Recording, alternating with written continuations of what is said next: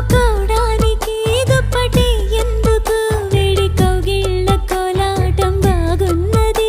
నిదురపోవడానికి దిండు నాకెందుకు, వడిని తల దిండు చేస్తుంటే బాగున్నది.